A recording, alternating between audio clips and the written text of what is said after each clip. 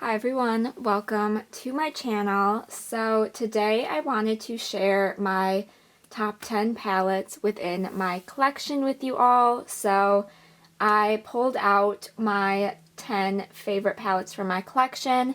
I do have around 70 palettes total, so this is only a small portion of what I have in my collection, and I will also say that this is just today's ranking. My ranking of my palettes does tend to change kind of day to day, just kind of what I'm in the mood for. So I did pull these 10 palettes, and these are definitely some of my favorites. There might be some other ones that work their way into the top 10 at different points, but I definitely love all of these palettes, and I just wanted to share them with you all today. So these are in no particular order, but I will tell you when we get to my absolute favorite palette in my collection. But I wanted to start with kind of an obvious one for me. So this is my Mockingbird Beauty Mockingbird palette, and for those of you who don't know, this is a makeup brand that I started and own. So I did hand design this entire palette, from the packaging, the artwork, the color story. So this one definitely has a special place in my heart for that reason, and I am just so proud of this palette. So here is the cute little bird packaging. I hand drew this, and then here is the color story. Mine is looking pretty well loved, which makes me so happy. And for those of you who are interested in this palette, I am currently having a sale on my website. It is 50% off, so you can get this for only $15 until the 25th of March. So if you're interested, I will have the website linked down below. But I really love this palette. Even though it is my palette, I'm still very proud of it, and I think it does perform really nicely. And I've just created so many fun looks with this palette. Even with 8 shades, I have found there is a lot of variety within this color story, which is definitely something I look for when it comes to palettes. You will see that most of the palettes I'm going to talk about today do have quite a bit of variety within them, and this one is no exception. So just wanted to start with this one and pretty much just tell you all how much I love it. Alright, next palette I want to talk about is my e.l.f. Retro Paradise palette, and this one is discontinued. There might be a couple of discontinued palettes within this collection, but it is still one of my absolute favorites. I think the color story of this one is so pretty and so fun. This is definitely one I find myself wanting to reach for more in the summer. I don't always stick to seasonal makeup. I'll wear it year-round, but if I was going to choose a season, it would definitely be summer for this palette. I just think the brighter, bolder colors are super fun that time of year, but it is one I enjoy reaching for year-round. Again, with that variety, you have your kind of more neutral half and then a more colorful half, and I just really like how it's split up, and the quality of it is really nice. Unfortunately, you cannot get this palette anymore, which is super sad, but it is still one of my absolute favorites. Next up, we have my Colourpop Midnight Masquerade palette, and here is what this one looks like. I really love this color story as well, and I'm also a huge fan of Disney princesses, so pretty much any Disney collab I am all over, and this is just a really good one. It's such a beautiful palette also. I think the performance of it is really nice. I have never really had an issue with Colourpop, and I just really enjoy this palette. I think it has some really fun shades in it as well. The only shades that aren't my favorite are the 2 pressed glitters within this palette, but I typically just tend to ignore those. Sometimes I'll use them for my nails. Sometimes I'll use them on my eyes, but not super often. But overall, other than those couple shades, this is a very, very nice palette, and I am so happy to have it in my collection. Alright, next up we have my I Heart Revolution Oh the Places You'll Go palette, and this one, when I first got it, I kind of just picked it up because I wanted something from this collection, and this is the color story that spoke to me the most out of the 4 palettes I think they did. But I fell in love with this palette so quickly. I think the color story of this is so fun and cute. The performance is actually really nice. The mattes maybe aren't the most pigmented, but the shimmers in this palette are super good in my opinion, and I just seriously fell in love with this palette. I haven't used it too much recently, but it is one that, looking into it, I am just feeling really inspired to reach for again. And yeah, just so many good things to say about this palette. Really, I think it's so cute and compact, which makes it super easy if I want to have a slightly more colorful palette to bring with me if I'm traveling somewhere. And it's just a really easy one for me to reach for. Alright, next up we have my ABH Modern Renaissance palette, and this one was my favorite for quite a while within my collection. I think it has bumped down to the second spot maybe within my collection, but it's still one of my absolute favorites. I just think this is a really nice color story, and even though I do really enjoy color, I am definitely a neutral girl at heart, and this is kind of my ideal neutral color story, especially when I first got this. It was the color story that I was reaching for a ton.